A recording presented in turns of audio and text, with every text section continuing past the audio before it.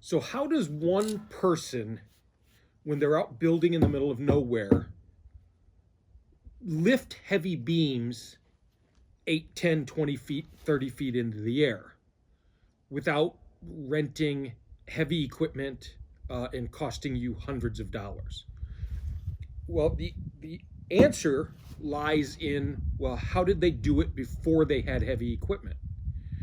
And the answer to that question is a couple of different things: either a gin pole or a gantry crane, or what some guys will now just refer to as an A-frame.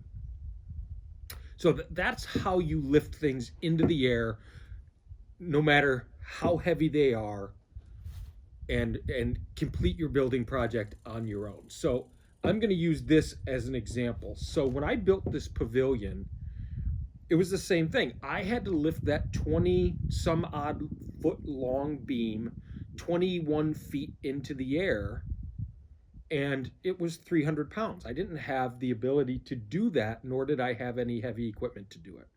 And even then, even if, let's say, you have a tractor, it's not going to be able to reach 20 some odd feet into the air. So again, without spending hundreds of dollars, how do you do it? The answer is a gin pole.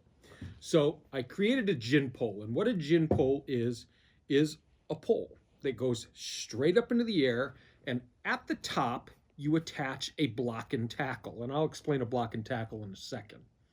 But now, how do you get it to stand straight up?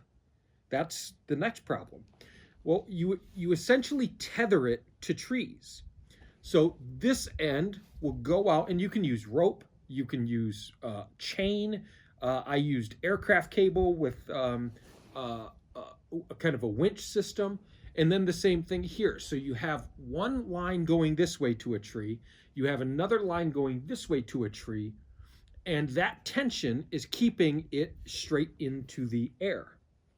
Now, at the very top, you attach a block and tackle.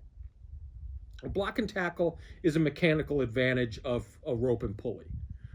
You attach that to your beam or whatever you're lifting into the air, and you just start pulling, and it is going to lift it up miraculously, easily, beautifully, simply, and you're going to be so proud of yourself that you just did this thing that you didn't even know existed 30 minutes prior, and you got your piece of wood, whatever, into place, and it's very, very simple to do.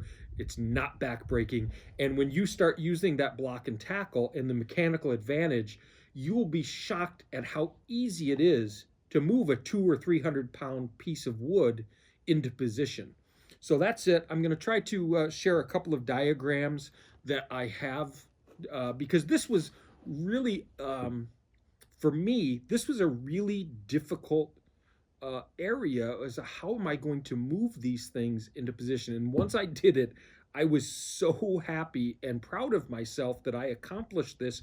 Like I said, this thing that I didn't even know really existed. But you have to think about it like this. People hundreds of years ago, thousands of years ago for that matter, have been lifting things into the air since the beginning of time. And until recently, obviously, we didn't have heavy equipment, nor did we live in these major metropolitan areas where you might have access to 50 or 60 people to help you.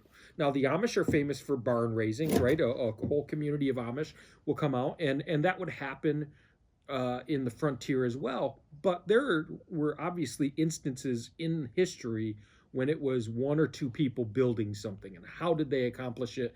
And the answer is a gin pole. A gantry crane essentially works the same way, except it is, instead of it just being a single pole, and an A-frame is the same way, except it's an A for more structure. And then a gantry crane is essentially two posts and a beam going across that you can move things that way. But that is the beauty of these systems. Good luck with whatever you're trying to lift in the air, and leave in the comments. I'd love to hear about your project.